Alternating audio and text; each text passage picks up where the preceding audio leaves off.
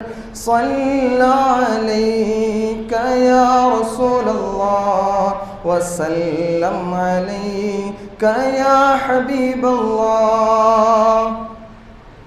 ہے ان کو امت سے پیار کتنا، کرم ہے رحمت شعار کتنا. السلام علیکم ورحمۃ اللہ وبرکاتہ. الحمد للہ رب العالمین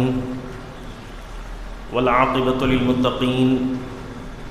والصلاة والسلام على سید الاشرف الانبیاء والمرسلین وعلى آلہ الطیبین الطاہرین واصحابہ اکرمین الاکرمین اجمعین. اما بعد فقد قال الله تبارك وتعالى في القرآن المجيد والفرقان الحميد. فاعوذ بالله من الشيطان الرجيم. بسم الله الرحمن الرحيم. قد جاءكم من الله نور وكتاب مبين. صدق الله العظيم. قال الله تبارك وتعالى في شأن حبيبه تعظيما وتكريما. ان الله وملائكته يصلون على النبي يا ايها الذين امنوا صلوا عليه وسلموا تسليما. اللهم صل على سيدنا محمد وعلى اله واصحابه افضل صلواتك وعدد معلوماتك وبارك وسلم.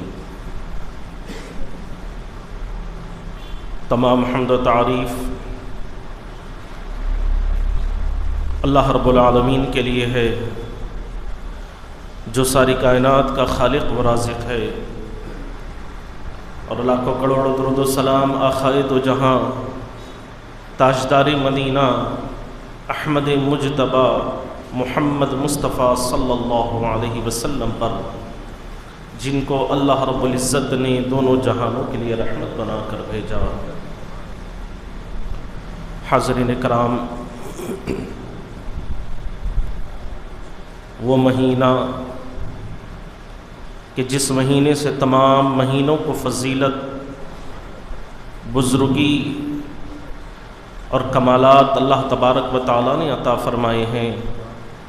وہ مبارک مہینہ اپنی تمام تر رحمتوں برکتوں کے ساتھ ہم پر سایہ فگن ہے.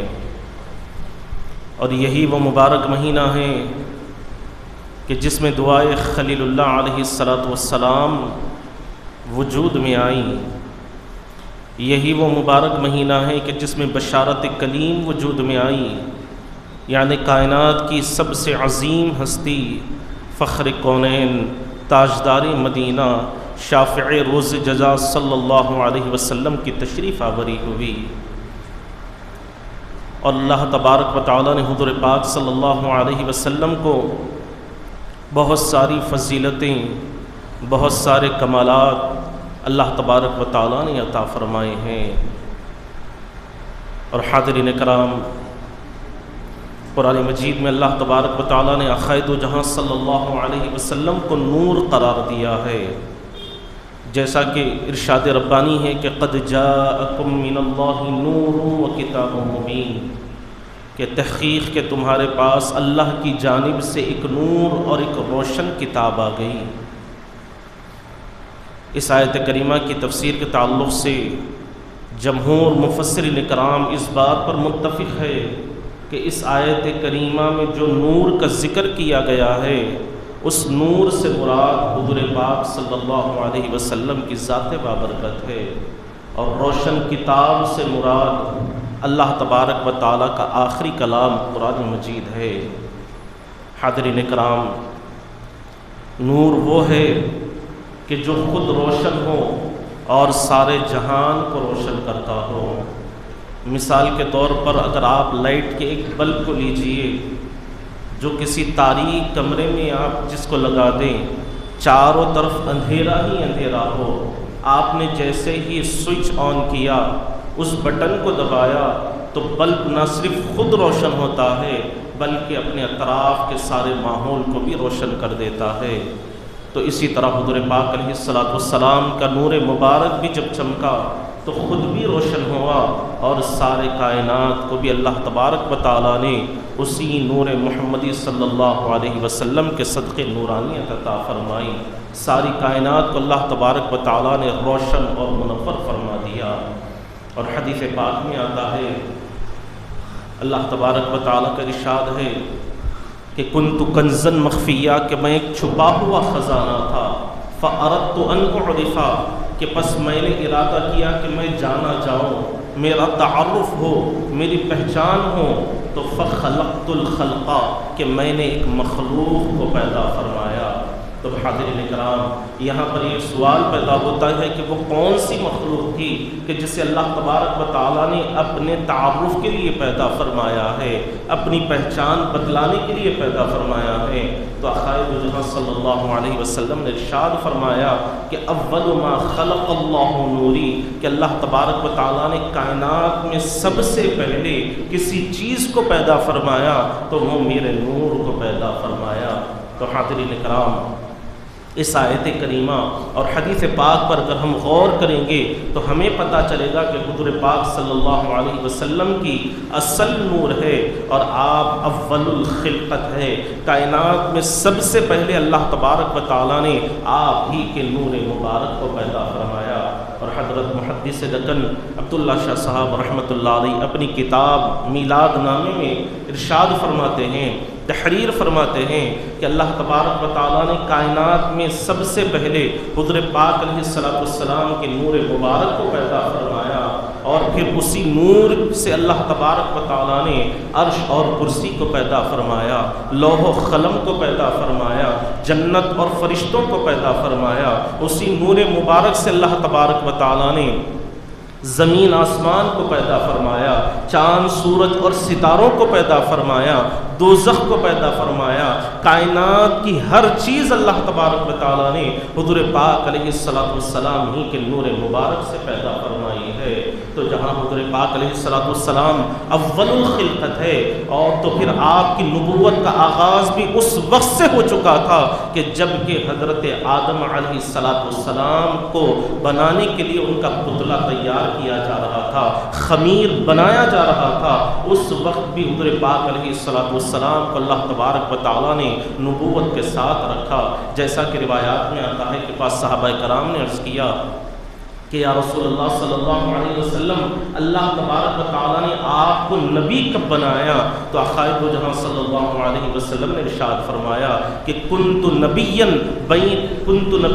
آدم بین الماء والطین، کہ میں اس وقت بھی نبی تھا کہ جب کہ آدم کو پیدا کیا جا رہا تھا، آدم کو بنانے کے لیے خمیر تیار کیا جا رہا تھا، اس وقت بھی میں نبی تھا۔ تو حاضرین کرام، اس سے معلوم ہوتا ہے کہ حضور پاک علیہ السلام کی نبوت کا آغاز کس وقت ہوا۔ اللہ تبارک و تعالیٰ نے نبوت سے آخائد و جہاں صلی اللہ علیہ وسلم کو کب سرفراز فرمایا، اور ساتھ ہی ساتھ جب اللہ تبارک و تعالیٰ نے حضور پاک علیہ السلام کے نور مبارک کو پیدا فرمایا تو نور محمدی صلی اللہ علیہ وسلم نے 2 رکعت شکرانے کے ادا فرمائے۔ اور حدیث پاک میں اس کی روایات میں آتا ہے کہ 1000 سال تک قیام میں نور محمدی صلی اللہ علیہ وسلم کھڑا ہوا ہے۔ رکوع میں گئے تو 1000 سال تک رہے، سجدے میں گئے تو 1000 سال تک رہے۔ اس طرح 70,000 سال میں 2 رکعت شکرانے کے نور محمدی صلی اللہ علیہ وسلم نے ادا فرمائے۔ جب نماز ختم ہوئی تو اللہ تبارک و تعالیٰ نے فرمایا، اے نور محمدی صلی اللہ علیہ وسلم، تمہاری یہ ادا مجھے بے حد پسند آئی، مانگو کیا مانگنا چاہتے ہو؟ تو آقائے دو جہاں صلی اللہ علیہ وسلم کے نور مبارک نے عرض کیا کہ اے پروردگار، مجھے خرائن سے معلوم ہوتا ہے کہ آپ مجھے امت عطا فرمائیں گے، میں اس امت کا مقتدا ہوں گا۔ اے پروردگار، مجھے معلوم ہوتا ہے کہ میری امت کے تقصیرات زیادہ ہوں گے، ان کی خطائیں زیادہ ہوں گی، ان کے گناہ زیادہ ہوں گے۔ اے پروردگار، میں تجھ سے اپنی امت کی بخشش طلب کرتا ہوں۔ اللہ اکبر۔ حاضرین کرام، غور فرمائیں کہ جب 2 رکعت شکرانے کے ادا ہوئے جو 70,000 سال کے وقفے میں ادا کیے گئے، اور پھر اللہ تبارک و تعالیٰ نے خوش ہو کر فرمایا کہ اے نور محمدی، مانگو کیا مانگنا چاہتے ہو، تو اس وقت بھی آقائے دو جہاں صلی اللہ علیہ وسلم نے ہم گنہگاروں کو یاد فرمایا، ہم گنہگاروں کی بخشش کی فکر فرمائی، ہم گنہگاروں کی مغفرت کی فکر فرمائی۔ آقائے دو جہاں صلی اللہ علیہ وسلم نے اس وقت بھی اپنے لیے کچھ نہیں مانگا، کسی کے لیے مانگا تو ہم گنہگاروں کے لیے آقا نے مانگا ہے، ہم خطا کاروں کی مغفرت اللہ تبارک و تعالیٰ کی بارگاہ میں مانگی ہے۔ تو اللہ تبارک و تعالیٰ نے ارشاد فرمایا کہ اے نور محمدی، مجھے تم سے یہی امید ہے، وَلَسَوْفَ يُعْتِيكَ رَبُّكَ فَتَرْضَىٰ، کہ محبوب ہم آپ کو ان قریب اتنا عطا فرمائیں گے، اتنا عطا فرمائیں گے کہ آپ ہم سے راضی ہو جائیں گے۔ تو حاضرین کرام، آقائے دو جہاں صلی اللہ علیہ وسلم کی رحمت کاملہ ہی کا صدقہ ہے کہ اللہ تبارک و تعالیٰ آج ہم گنہگاروں کو گناہ کرنے کے باوجود بھی عطا فرما رہا ہے، نافرمانیاں کرنے کے باوجود بھی اللہ تبارک و تعالیٰ ہمیں اپنی نعمتوں سے سرفراز فرما رہا ہے۔ اور حضور پاک علیہ السلام کا یہ نور مبارک حضرت آدم علیہ السلام کی پیشانی میں جلوہ گر ہوا، اور پھر وہاں سے تمام انبیاء اکرام علیہ السلام کی پیشانیوں کی رونق بنتا رہا۔ اور حاضرین اکرام، آپ کو بتاتا چلوں کہ ایک مرتبہ حضور پاک صلی اللہ علیہ وسلم نے حضرت جبریل سے پوچھا کہ اے جبریل بتاؤ تمہاری عمر کتنی ہے؟ تو حضرت جبریل نے عرض کیا کہ یا رسول اللہ صلی اللہ علیہ وسلم، مجھے اپنی عمر کا تو کوئی اندازہ نہیں ہے، ہاں ایک بات ہے کہ جس سے میری عمر کا اندازہ لگایا جا سکتا ہے، میری ایج کا اندازہ کیا جا سکتا ہے۔ یا رسول اللہ صلی اللہ علیہ وسلم، افق آسمان پر ایک ستارہ جو 70,000 سال میں ایک مرتبہ چمکتا تھا، اے محبوب صلی اللہ علیہ وسلم میں نے اسے 72,000 دفعہ دیکھا ہے۔ تو آقائے دو جہاں صلی اللہ علیہ وسلم کے چہرے مبارک پر تبسم کے آثار نمایاں ہوتے ہیں، لبھائے مبارک کو جنبش ہوتی ہے، مسکراتے ہوئے ارشاد فرماتے ہیں کہ اے جبریل، وہ ستارہ میں ہی ہوں کہ جسے تم نے 70,000 سال میں ایک مرتبہ دیکھا تھا اور 72,000 مرتبہ دیکھا تھا، وہ ستارہ میں ہی ہوں۔ تو اس لیے حضرت جامع علیہ رحمت رضوان فرماتے ہیں کہ یا صاحب الجمال، یا صاحب الجمال و یا سید البشر من وجهك المنیر لقد نور القمر لا يمكن الثناء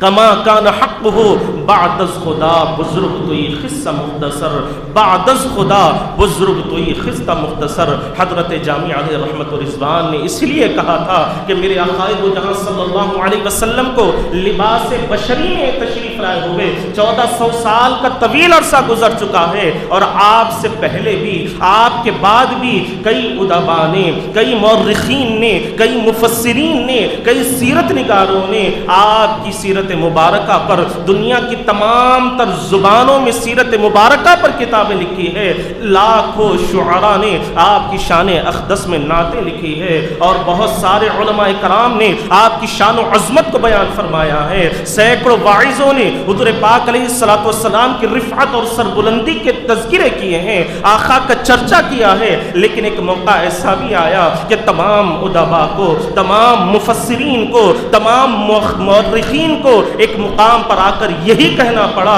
کہ یا رسول اللہ صلی اللہ علیہ وسلم، اگر ہم دنیا کی تمام کائنات کو بھی لا کر جمع کر رکھ دیں گے اور آپ کی حمد و ثنا بیان کرتے رہیں گے، آپ کی تعریف و توصیف بیان کرتے رہیں گے، تو یا رسول اللہ صلی اللہ علیہ وسلم تب بھی آپ کی تعریف و توصیف مکمل نہیں ہو پائے گی، کیونکہ اللہ تبارک و تعالیٰ نے آپ کو شان ہی ایسی عطا فرمائی ہے، عظمت ہی ایسی عطا فرمائی ہے، رفعت ہی ایسی عطا فرمائی ہے کہ جس پر قرآن خود گواہی دے رہا ہے کہ وَرَفَعْنَا لَكَ ذِكْرَكَ، کہ محبوب صلی اللہ علیہ وسلم ہم نے آپ کی خاطر آپ کے ذکر کو بلند فرما دیا۔ کیسے بلند کر دیا کہ اِذَا ذُكِرْتُ ذُكِرْتَ مَعِي، کہ محبوب جہاں جہاں میرا ذکر ہوتا ہے میرے ذکر کے ساتھ آپ کا بھی ذکر ہوتا رہے گا، جہاں جہاں میرا تذکرہ ہوتا رہے گا تو میرے تذکرے کے ساتھ آپ کا بھی تذکرہ ہوتا رہے گا۔ یہ شان اللہ تبارک و تعالیٰ نے آقائے دو جہاں صلی اللہ علیہ وسلم کو عطا فرمائی ہے۔ الغرض حاضرین کرام، میں عرض کر رہا تھا کہ اللہ تبارک و تعالیٰ نے حضور پاک علیہ السلام کے نور محمدی بزرگی کو بڑی شان و عظمت عطا فرمائی ہے، اور حضور پاک علیہ السلام کا نور مبارک حضرت آدم علیہ السلام کی پیشانی سے لے کر تمام انبیاء کرام علیہ السلام کی پیشانیوں کی رونق بنتا رہا، اور جب یہی نور مبارک حضرت ابراہیم خلیل اللہ علیہ السلام کی پیشانی کی رونق بنتا ہے تو آپ نے بارہا سنا ہوگا کہ نمرود جیسا حاکم ظالم و جابر حق حکمران موجود تھا، اور جو بڑے زور و شور کے ساتھ اپنی خدائی کا دعویٰ کر رہا تھا، اپنی خدائی کا اعلان کر رہا تھا، جب حضرت ابراہیم خلیل اللہ علیہ السلام نمرود کے دربار میں جاتے ہیں، اور جیسے ہی نمرود کی نگاہ حضرت ابراہیم خلیل اللہ علیہ السلام کے چہرے پر پڑتی ہے تو وہ اپنی نگاہوں کو فوراً جھکا دیتا ہے، اور اس کا سارا رعب و دبدبا ایک ہی لمحے میں ختم ہو جاتا ہے۔ اور دنیا والوں نے دیکھا، دیکھنے والوں نے دیکھا کہ جب نمرود حضرت ابراہیم خلیل اللہ علیہ السلام سے گفتگو کر رہا تھا، آپ سے بات کر رہا تھا، تو اپنے سر کو جھکائے ہوئے اپنی نگاہوں کو نیچے رکھ کر آپ سے گفتگو کر رہا تھا، اور حضرت ابراہیم خلیل اللہ علیہ السلام نمرود کے دربار سے مسکراتے ہوئے کامیاب و کامران ہو کر لوٹے۔ تو حاضرین اکرام، یہ فیض، یہ برکت آقائے دو جہاں صلی اللہ علیہ وسلم ہی کے نور مبارک کی برکت ہے، حضور پاک علیہ السلام ہی کے نور مبارک کے صدقے اللہ تبارک و تعالیٰ نے آپ کو یہ عظمت عطا فرمائی ہے۔ حاضرین اکرام، حضور پاک علیہ السلام کی پیدائش سے قبلی بھی ایک بہت بڑا واقعہ پیش آیا جسے واقع فیل کے نام سے قرآن مجید میں یاد کیا جاتا ہے، اور اللہ تبارک و تعالیٰ نے ایک چھوٹی سی صورت مبارکہ الم تر کیف فعل ربک باصحاب الفیل کے سورے میں اللہ تبارک و تعالیٰ نے اس واقعے کا ذکر فرمایا ہے کہ ایک حکمران جس کا نام ابرہہ تھا، جو ملک شام کا بادشاہ حکمران ہوا کرتا تھا، اس نے شام میں ایک کعبہ بنایا تھا اور لوگوں پر دباؤ ڈالنے لگا کہ وہ اپنے بنائے ہوئے کعبے کی زیارت کریں، مکے میں موجود کعبے کی زیارت کے لیے نہ جائیں۔ لیکن جب اس کا سارا پروگرام ناکام ہو گیا، اس کی ساری ترکیبیں ناکام ہو گئی، تو اس نے ارادہ کر لیا کہ میں مکے میں موجود کعبے کو ڈھا دوں گا، اسے گرا دوں گا۔ اسی نیت کے ساتھ وہ ایک ہاتھیوں کی بڑی فوج لے کر مکہ مکرمہ کی طرف روانہ ہوتا ہے۔ جب اس کی فوج مکہ مکرمہ میں داخل ہوتی ہے تو عرب والوں نے پہلے کبھی ہاتھی نہیں دیکھے تھے۔ جب ان لوگوں نے ہاتھی دیکھے تو بڑے حیرت اور تعجب کے ساتھ دیکھنے لگے۔ اس وقت کعبے کے جو متولی تھے وہ حضور پاک علیہ السلام کے دادا حضرت عبد المطلب کعبے کے متولی ہوا کرتے تھے۔ چنانچہ حضرت عبد المطلب نے کہا کہ ہم ان ہاتھی والوں کی فوج کا مقابلہ نہیں کر سکتے، لہٰذا یہ جگہ کو چھوڑ دو، اس مقام کو خالی کر دو اور پہاڑوں پر قیام پذیر ہو جاؤ۔ تو حضرت عبد المطلب کی بات پر عمل کرتے ہوئے سارے وہاں کے لوگوں نے اپنے گھر بار کو چھوڑ دیا اور پہاڑوں پر قیام فرما لیا، اور ادھر ابرہہ کی فوج یہاں پر داخل ہوتے ہی لوٹ مار کرنے لگی۔ اور ایک موقع بھی ایسا بھی آیا کہ حضرت عبد المطلب کے 200 اونٹوں پر ابرہہ کی فوج نے قبضہ کر لیا، اور حضرت عبد المطلب نے ایک خواب دیکھا جس میں آپ نے دیکھا کہ اللہ تبارک و تعالیٰ نے آپ کو کامیابی عطا فرمائی ہے، ایک ستارہ آپ کی گود میں آ گیا ہے۔ تو حضرت عبد المطلب نے تمام لوگوں کو یہ بشارت عطا فرمائی، یہ خوشخبری عطا فرمائی کہ کامیابی ہمیں ہی نصیب ہوگی، فتح ہمیں ہی حاصل ہوگی، گھبرانے کی کوئی ضرورت نہیں۔ چنانچہ حضرت عبد المطلب ابرہہ کے پاس جاتے ہیں، اور جیسے ہی ابرہہ کی نگاہ آپ کے چہرے پر پڑتی ہے تو اس کی جسم کی ساری طاقتیں ختم ہو جاتی ہے، اپنے تخت پر سے وہ نیچے اتر آتا ہے اور بڑے ادب کے ساتھ آ کر کھڑے ہو کر پوچھنے لگتا ہے کہ آپ کون ہیں اور یہاں پر کیوں تشریف لائے ہیں؟ تو حضرت عبد المطلب نے، جو حضور پاک علیہ السلام کے دادا ہیں، ارشاد فرماتے ہیں کہ تمہارے فوجیوں نے میرے 200 اونٹوں پر قبضہ کر لیا ہے، میں اپنے اونٹوں کو واپس لینے کے لیے آیا ہوں۔ تو ابرہہ نے کہا کہ میں تو سمجھا تھا کہ آپ مجھے اس جنگ کو چھوڑنے کے لیے کہیں گے، یہاں سے واپس جانے کے لیے کہیں گے، اگر آپ مجھے اس وقت یہ کہہ دیتے کہ تم یہاں سے واپس لوٹ جاؤ تو میں اپنا ارادہ ختم کر کر یہاں سے واپس لوٹ جاتا تھا، لیکن آپ کو کعبے کے بجائے اپنے اونٹوں کی فکر ہے۔ تو حضرت عبد المطلب نے ارشاد فرمایا کہ میں اونٹوں کا مجازی مالک ہوں، اس لیے مجھے اپنے اونٹوں کی فکر ہے، کعبے کا جو مالک ہے وہ اپنے گھر کی فکر کرے گا، وہی اپنے گھر کی حفاظت فرمائے گا، میں اپنے اونٹوں کی فکر کروں گا۔ چنانچہ ابرہہ نے حکم دیا کہ آپ کے سارے اونٹوں کو چھوڑ دیا جائے، اور یہ بھی آرڈر پاس کر دیا، یہ اعلان کر دیا کہ فوراً کعبے پر حملہ کیا جائے۔ حاضرین کرام، اس پر تاریخ گواہ ہے کہ جب ابرہہ نے کعبے پر حملہ کیا تو اللہ تبارک و تعالیٰ نے چھوٹے چھوٹے پرندوں سے، چھوٹے چھوٹے چڑیوں کے ذریعے، جس کا نام ابابیل ہے، وہ چھوٹے چھوٹے چڑیاں اپنی چھوٹی سی چونچوں میں چھوٹے چھوٹے کنکریاں لے کر آتے ہیں اور ابرہہ کی فوج پر ڈالتے ہیں، تو وہ چھوٹی سی کنکریاں ابرہہ کی فوج کے حق میں امریکہ کے اور روس کے جو ایٹم بم ہیں، جو ہائیڈروجن بم ہیں، اس سے بھی زیادہ خطرناک ثابت ہوئے۔ جیسے ہی وہ کنکر ابرہہ کی فوج پر پڑتا ہے تو وہ فوج تباہ و تاراج ہو جاتی ہے، اس کی ہاتھیوں کے پرخشے اڑ جاتے ہیں، وہ تمام کے تمام ہلاک ہونے لگتے ہیں۔ تو اس طرح اللہ تبارک و تعالیٰ نے چھوٹے سے پرندوں کے ذریعے، ابابیل کے ذریعے ابرہہ کی فوج کو ختم فرما دیا اور اپنے کعبے کی حفاظت فرمائی۔ تو حاضرین کرام، اس سے معلوم ہوتا ہے کہ یہ فیض حضور پاک علیہ السلام ہی کے نور مبارک کا ہی فیض ہے، یہ حضور پاک علیہ السلام کے نور مبارک ہی کی برکت تھی کہ اللہ تبارک و تعالیٰ نے حضرت عبد المطلب کو ابرہہ کے مقابلے میں کامیاب و کامران فرمایا، اور نور جس کی فطرت پھیلنا ہے، ساری تاریکیوں کو دور کرنا ہے، ذرے ذرے کو روشن کرنا ہے، اسی کے تحت حضور پاک علیہ السلام کا نور مبارک چمکا اور ساری کائنات کی تاریکیوں کو دور کرتا چلا گیا، کفر و شرک کی تاریکیوں کو دور کرتا چلا گیا، عداوت و بغض کی تاریکیوں کو دور کرتا چلا گیا، ہر سو ایمان کا، اسلام کا اجالا پھیلاتا گیا اور لوگوں کو اللہ کی بارگاہ سے جوڑتا چلا گیا۔ حاضرین کرام، یہ حضور پاک علیہ السلام ہی کے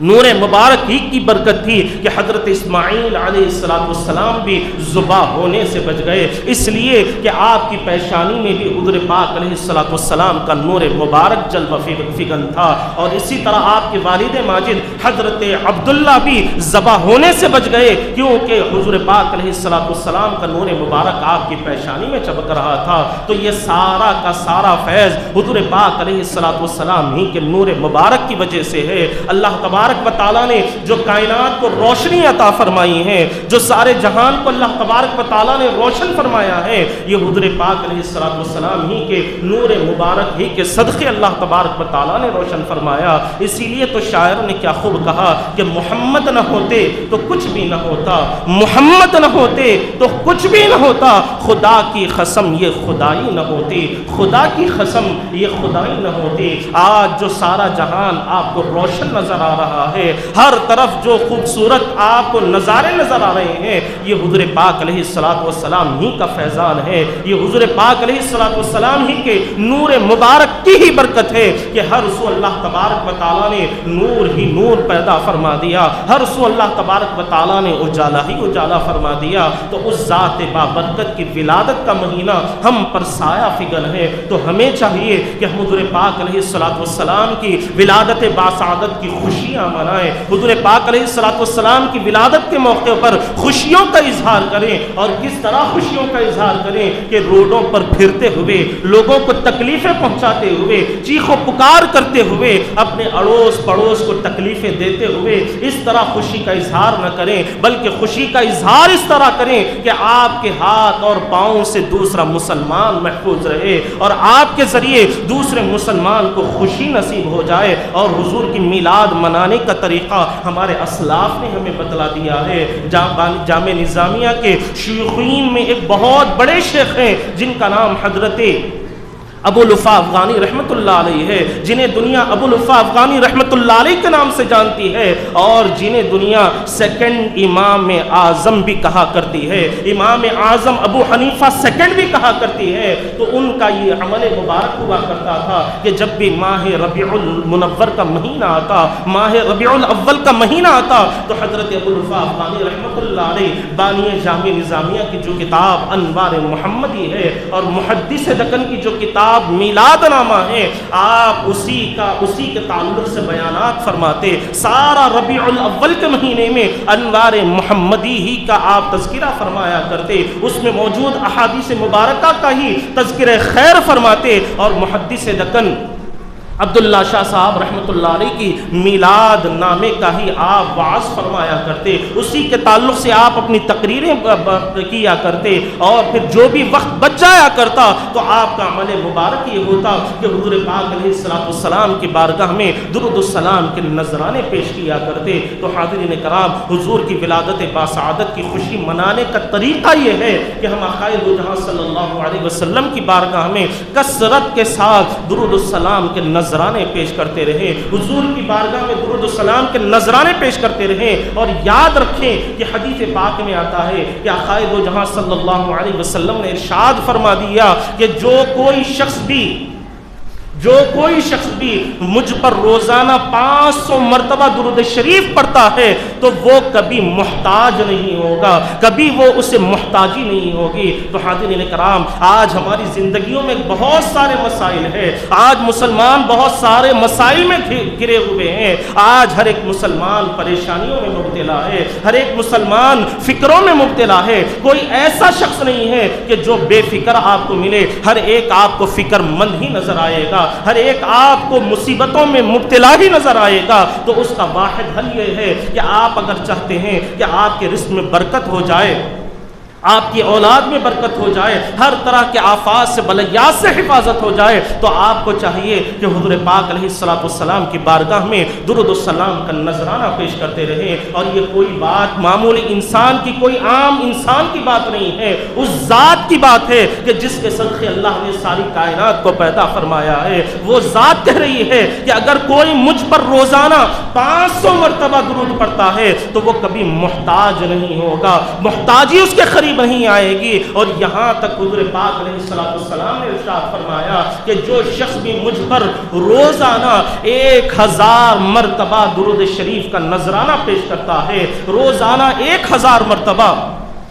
درود شریف پڑھتا ہے، تو اسے اس وقت تک موت نہیں آئے گی جب تک کہ وہ مرنے سے پہلے جنت میں اپنا محل نہ دیکھ لے، اس وقت تک موت اس کے قریب نہیں آئے گی. تو یہ شان، یہ نعمت اللہ تبارک و تعالیٰ نے حضور پاک علیہ السلام ہی کے صدقے ہمیں عطا فرمائی ہے. اور حاضرین کرام، آپ چاہے جو بھی عمل کریں، نماز پڑھیں، زکوٰۃ ادا کریں، صدقہ خیرات کریں، ان اعمال کے لیے یہ گارنٹی نہیں دی جا سکتی کہ ہمارے اعمال قبول ہو گئے ہیں. لیکن درود شریف ایک ایسا عمل ہے کہ جب بندہ پڑھتا ہے تو فوراً اللہ تبارک و تعالی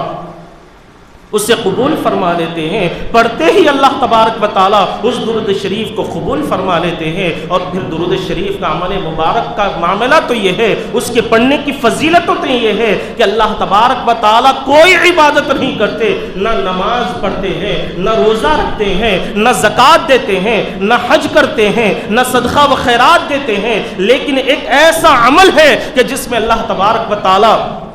ہمارے ساتھ شامل ہے، اور وہ عمل آقائے دو جہاں صلی اللہ علیہ وسلم پر درود السلام کے نذرانے پیش کرنا ہے. جس طرح قرآن مجید میں ارشاد ہے کہ ان اللہ و ملائکتہ یصلون علی النبی، کہ بے شک اللہ تبارک و تعالی اور اس کے فرشتے درود بھیجتے ہیں نبی پر. یا ایھا الذین آمنوا، اے ایمان والو تم بھی ان پر خوب درود بھیجو اور خوب سلام بھیجو. تو حاضرین کرام، یہاں پر اللہ تبارک و تعالی نے یہ نہیں کہا کہ اے لوگو یا ایھا الناس کا ذکر اللہ تبارک و تعالیٰ نے نہیں فرمایا، یا ایھا الانسان کا ذکر اللہ تبارک و تعالیٰ نے نہیں فرمایا. اگر اللہ تبارک و تعالیٰ نے کسی کا ذکر فرمایا تو یا ایھا الذین آمنوا، اے ایمان والو، اے مسلمانوں، اے مومنوں، اے ایمان رکھنے والو، اے میرے محبوب سے محبت محبت رکھنے والوں، تم بھی جس طرح میں اپنے محبوب پر درود بھیج رہا ہوں، تم بھی میرے محبوب پر خوب درود بھیجو، خوب سلام بھیجو۔ تو حاضرین اکرام، جو ایمان والا ہوتا ہے، جو حضور سے محبت کرنے والا ہوتا ہے، جو حقیقت میں مسلمان ہوتا ہے، جو حقیقت میں حضور کے ساتھ اپنی غلامی کا دعویٰ کرتا ہے، تو یقیناً وہ آقائے دو جہاں صلی اللہ علیہ وسلم کی بارگاہ میں درود و سلام کے نذرانے پیش کرتا رہتا ہے۔ اور میں بارہا یہ بات کہتا ہوں کہ حضرت عبدالحق محدث دہلوی رحمۃ اللہ علیہ فرماتے ہیں کہ حضور پاک علیہ السلام کی غلامی کا حق یہ ہے کہ تم روزانہ کم سے کم 200 مرتبہ درود شریف کا نذرانہ پیش کرتے رہو۔ اگر اتنا نہ ہو سکے تو پھر تم حضور کے غلام کہلانے کے قابل نہیں، تم حضور کے امتی کہلانے کے قابل نہیں۔ اگر صرف زبان سے ہم اپنے آپ کو حضور کا غلام کہیں گے یا زبان سے ہم حضور کے امتی کہیں گے تو حاضرین اکرام اس سے کچھ حاصل ہونے والا نہیں ہے۔ ہمیں عمل کے میدان میں آنا چاہیے، عمل کر کے بتلانا چاہیے کہ ہم دل سے بھی حضور سے محبت کرتے ہیں، زبان سے بھی حضور سے محبت کرتے ہیں، ہم اپنی جان سے بھی زیادہ آقائے دو جہاں صلی اللہ علیہ وسلم سے محبت کرتے ہیں۔ اور یہ بات ہمیں زبان سے نہیں بلکہ ہمیں اپنے عمل کے ذریعے سے بتلانی ہے، عمل کرتے ہوئے بتلانی ہے۔ اور آپ کو چاہیے کہ اگر آپ چاہتے ہیں کہ آپ کو اللہ کا قرب نصیب ہو جائے، اللہ تبارک و تعالیٰ کے محبوب بندوں میں اگر آپ شامل ہونا چاہتے ہیں، جلد سے جلد اللہ کا قرب پانا چاہتے ہیں، تو درود شریف ایک ایسا عمل ہے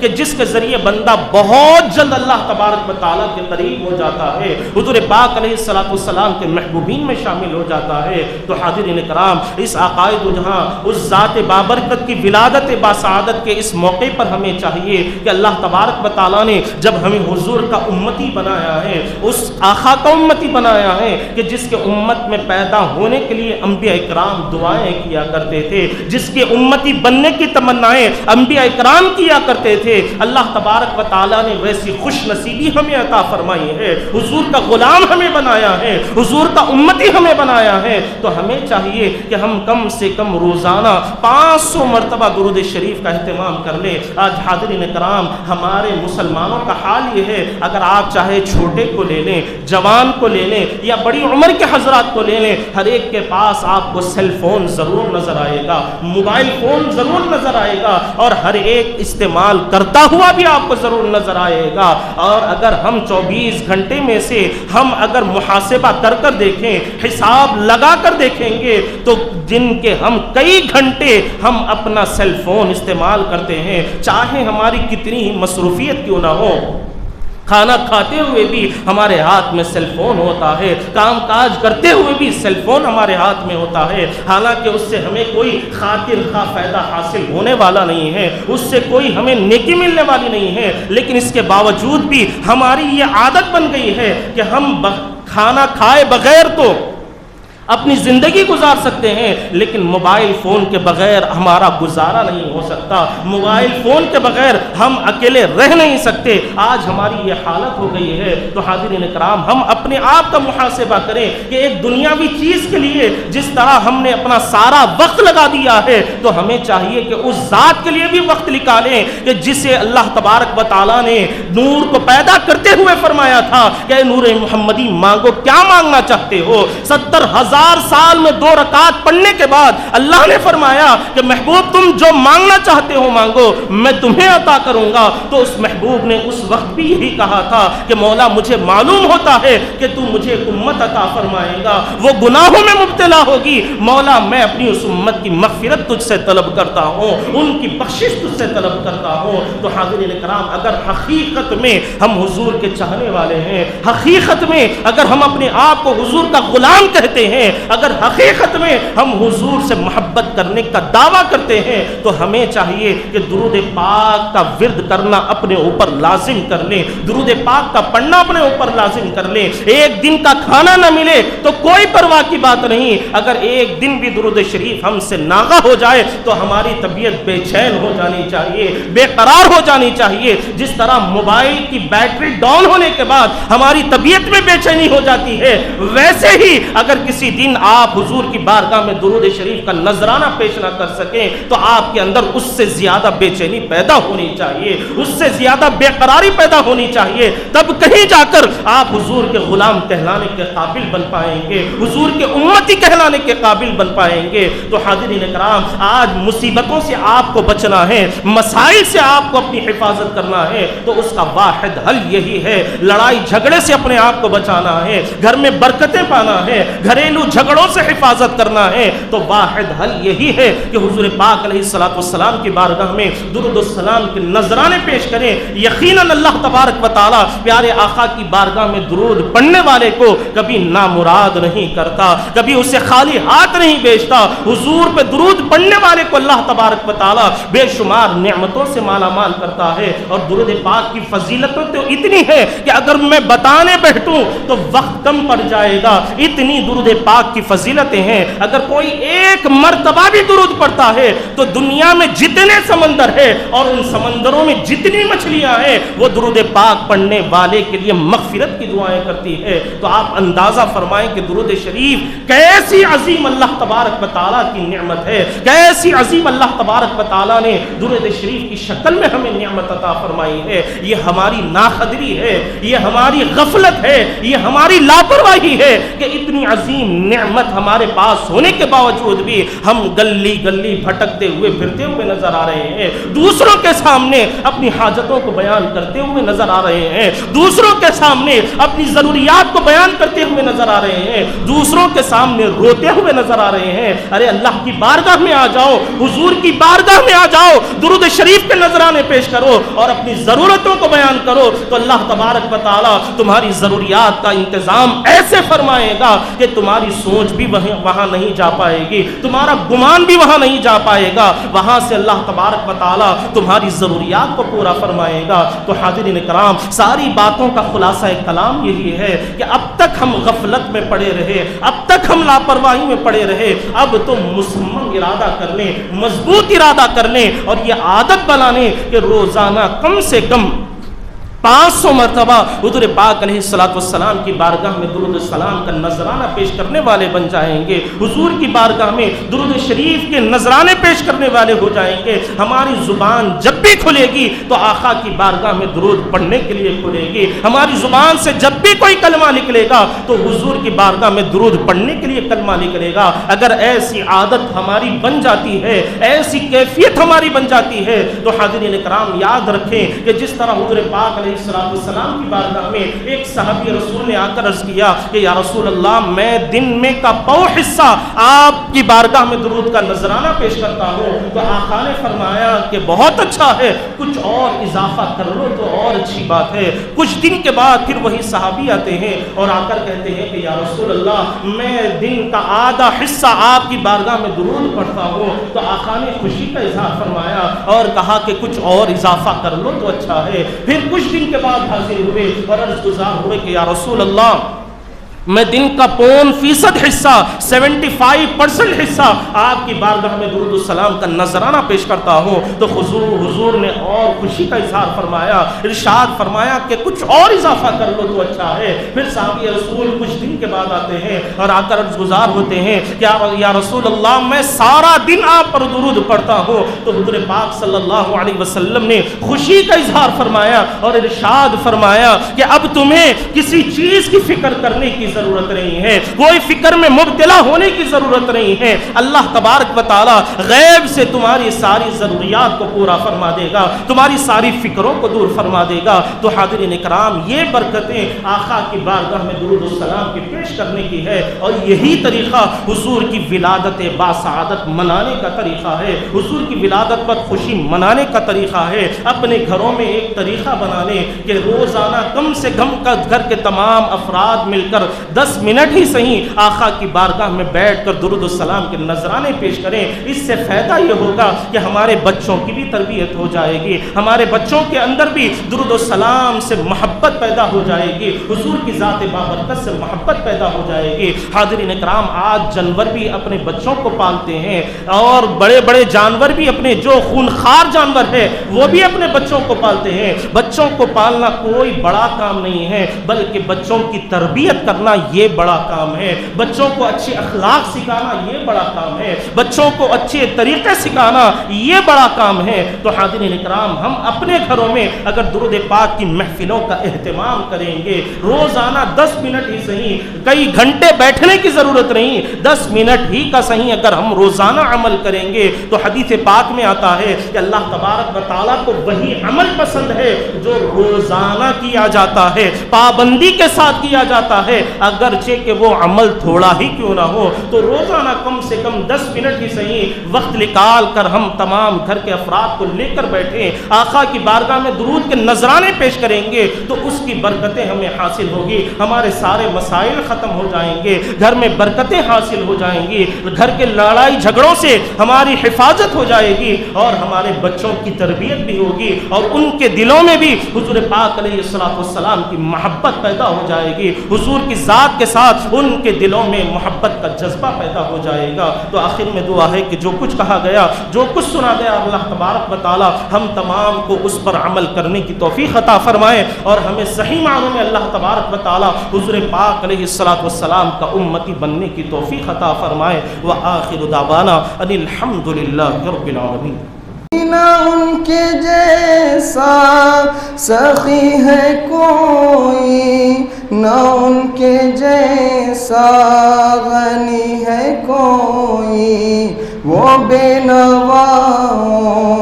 کو ہر جگہ سے، وہ بے نواؤں کو ہر جگہ سے نوازتے ہیں، بولا بولا کر